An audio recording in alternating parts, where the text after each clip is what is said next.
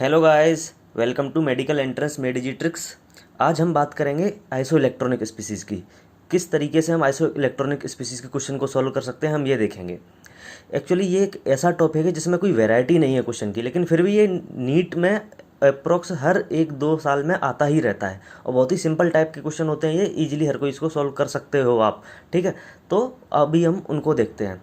तो इसमें सबसे पहले कॉमन चीज़ें आपको आइसो इलेक्ट्रॉनिक स्पीसीज़ के बारे में जाननी जरूरी है, जिसके बाद ही आप इस क्वेश्चन को सॉल्व कर सकते हो। तो मैं वो कॉमन बातें बताता हूँ कि किसी भी एलिमेंट का जो उसका एटॉमिक नंबर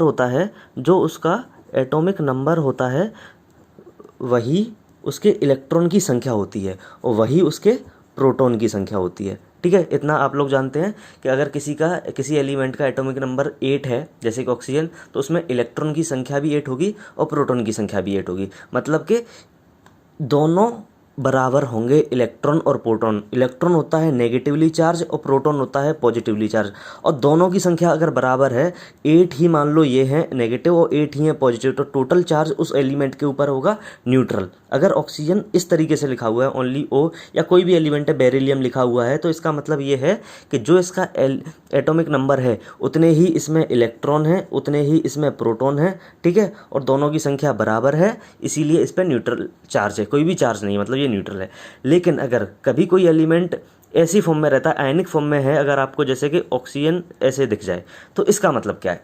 अब देखो, अगर किसी भी एलिमेंट ने अपने ऊपर कोई ना कोई चार्ज बियर कर रखा है, नेगेटिव हो या पॉजिटिव, तो उसका मतलब ये है कि उसने कुछ ना कुछ तो एक्स्ट्रा कुछ किया है जिस वजह से उसके ऊपर चार्ज है, या वो नेगेटिव हो सकता है या वो पॉजिटिव हो सकता है। जैसे कि मान लो ये बेरिलियम +2, लिथियम +1, सोडियम +1, ठीक है। तो इसका मतलब क्या है, अगर नेगेटिव चार्ज है उसका मतलब, तो सीधी सी बात है उसने नेगेटिव चीज़ें अपने ऊपर कुछ ना कुछ ली होंगी, इसीलिए उसके ऊपर नेगेटिव चार्ज बढ़ गया। क्योंकि पहले तो जब वो न्यूट्रल था तो उसके पास इलेक्ट्रॉन और प्रोटॉन, मतलब कि नेगेटिव और पॉजिटिव दोनों बराबर थे।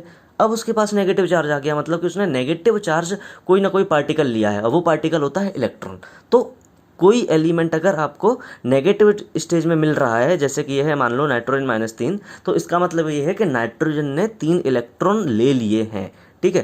पहले से नाइट्रोजन में इलेक्ट्रॉन कितने हैं, 7, 3 और ले लिए, टोटल कितने हो गए, 10, ठीक है। ऐसे अगर मैं बेरिलियम +2 की बात करूं, तो बेरिलियम पे टोटल इलेक्ट्रॉन होते हैं 4, एटॉमिक नंबर कितना है इसका, है 4। तो इसमें से 2 इलेक्ट्रॉन निकल जाएंगे, +2 है, +2 का मतलब क्या हो गया कि इसने 2 इलेक्ट्रॉन अपने आप में से निकाल दिए। 2 इलेक्ट्रॉन निकाल दिए तो अब टोटल बच गए इसके पास 2 इलेक्ट्रॉन, ठीक है। तो सबसे पहले आपको इलेक्ट्रॉन की संख्या कैलकुलेट करना आना होगा, तभी तो आप आइसो इलेक्ट्रॉनिक बता पाओगे। आइसो मतलब होता है सेम, और इलेक्ट्रॉनिक मतलब इलेक्ट्रॉन की संख्या, तभी तो आप बता पाओगे कि किन एलिमेंट के अंदर इलेक्ट्रॉन की संख्या सेम है। पहले आप इलेक्ट्रॉन के नंबर काउंट तो कर लो, ठीक है। तो आप इस तरीके से काउंट कर सकते हो। अगर कोई न्यूट्रल स्टेज में है तो मतलब उसका एटॉमिक नंबर ही उसमें इलेक्ट्रॉन की संख्या है। अगर नेगेटिवली चार्ज है तो उसका मतलब है कि जितना चार्ज है उतने आपको उसमें इलेक्ट्रॉन ऐड कर देने हैं, और जितना पॉजिटिव चार्ज है उतने आपको उसमें से निकाल देने हैं, ठीक है। अब बात करते हैं इन पे पूछे गए क्वेश्चंस की, ठीक है। तो एक ये 2014 में क्वेश्चन पूछा गया है। देखो, ये क्वेश्चन बोल रहा है कि Be+2 आइसो इलेक्ट्रॉनिक किसके साथ है। तो Be+2 यही मैंने बताया अभी आपको। Be+2 में टोटल इलेक्ट्रॉन होते हैं कितने, 4 Be में। अगर Be+2 है मतलब कि 2 इलेक्ट्रॉन उसमें से निकाले जा चुके हैं। तो अब ये आपको देख लो कि अब इसके पास Be+2 के पास टोटल इलेक्ट्रॉन बचे हैं मात्र 2।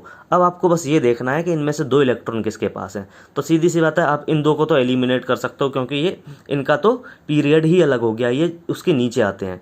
तो देखो, लिथियम का atomic number, hydrogen helium lithium 3 है, 3 में से पॉजिटिव चार्ज मतलब क्या करना है आपको, 1 माइनस कर देना है, 2। तो आंसर होगा लिथियम, ठीक है। तो इस तरीके से आप इन क्वेश्चन को सॉल्व कर सकते हो। जितना चार्ज होगा, अगर पॉजिटिव चार्ज है तो उस चार्ज को आपको इलेक्ट्रॉन में से घटा देना है, और अगर नेगेटिव चार्ज है तो उतना ही आपको ऐड कर देना है। 1-2 क्वेश्चन और देख लेते हैं। जैसे ये है, ये क्वेश्चन 2000 में पूछा गया था। इसने बोला इनमें से कौन सा पेयर है, ऐसा कौन सा ऑप्शन है जिसमें सभी के सभी आइसो इलेक्ट्रॉनिक हैं। तो वही आप, जैसे मैं एक ऑप्शन लेके आपको बता देता हूँ। जैसे इसमें कार्बन में हो गए 6, इस ऑक्सीजन में 8 और +1 है, मतलब कि इसमें 1 निकाल देना है आपको। तो टोटल कितना हो गया, 8 और 6 14 और -1, टोटल 13 इलेक्ट्रॉन है, ठीक है। ये देखा। फिर इसके बाद आपने 6 है, नाइट्रोजन का है 7, और ये 1 निकाल दिया इसमें से। तो ये इस तरीके से आप, ये कितना हो गया, छः छः 12 13, 13 माइनस 1 12, तो ये ऑप्शन तो हो ही नहीं सकता, इसमें 13 है और इसमें 12 है। ठीक है, तो इसको आप हटा सकते हो। तो आप ऐसे ही पूरे चारों ऑप्शन भी आपको देखने की जरूरत नहीं है। अगर मान लो एक ऑप्शन में ये 4 दिए हुए हैं तो इसमें आपने ये 2 देखे स्टार्टिंग के, एक में 13 है एक में 12 है, आपने यहीं से एलिमिनेट कर दिया इस ऑप्शन को कि ये तो हो नहीं सकता है। ठीक, तो आप इस तरीके से इन क्वेश्चन को सॉल्व कर सकते हो। बस इलेक्ट्रॉन की संख्या कैलकुलेट करनी है। एक और क्वेश्चन देख लेते हैं। ये 1997 में पूछा गया है। कौन सा आयन है जो कि CO के आइसो इलेक्ट्रॉनिक है? CO total number 14, carbon 6, oxygen 8, 8 6 14। अब आपको बस 14 देखना है, तो 14 देख लो। ऑक्सीजन तो हो ही नहीं सकता, ठीक है। ऑक्सीजन तो टोटल वैसे 8, 2 और ले लिए 10, ये सब तो हो ही नहीं सकते हैं, दिख ही रहे हैं साफ साफ। अभी चलो इसको देख करके देखते हैं। कोई सा भी ऑप्शन आप उठा लो। नाइट्रोजन है, नाइट्रोजन में एक में 7 होता है, N2 है तो 14, एक माइनस और लगा हुआ है तो 15 हो गया। ये 14 होता, प्लस लगा हुआ है, एक माइनस कर दिया मतलब कि 13, ये भी नहीं हो सकता। बचा ऑप्शन ये, निकालने की भी जरूरत नहीं, अगर आपने 3 एलिमिनेट कर दिए तो ये या